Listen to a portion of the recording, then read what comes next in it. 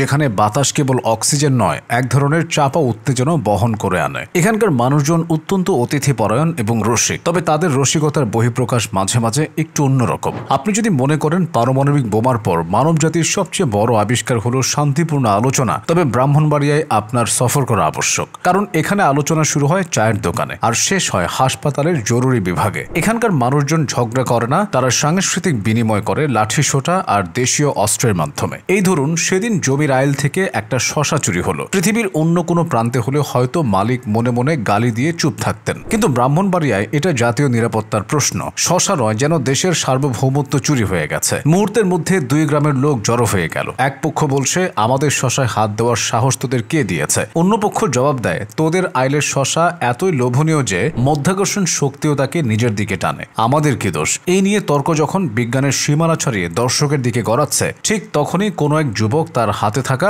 বাঁশের লাঠি দিয়ে যুক্তি প্রদর্শন করলো। ব্যাস, লেগে গেল শশা যুদ্ধ 2025। যুদ্ধ শেষে দেখা গেল 10 জন হাসপাতালে, আর শশাটা কোনো এক ছাগল খেয়ে ফেলেছে। এই হলো ব্রাহ্মণবাড়িয়ার মহিমা। এখানে কারণের চেয়ে কার্য বড়। শিশুদের খেলাধুলা নিয়েও এখানে যা হয় তা অলিম্পিক কমিটির কাছে এক গবেষণার বিষয় হতে পারে। 2 শিশুর মার্বেল খেলা নিয়ে যে তুলকালাম কাণ্ড ঘটতে পারে তা আপনি ভাবতেও পারবেন না।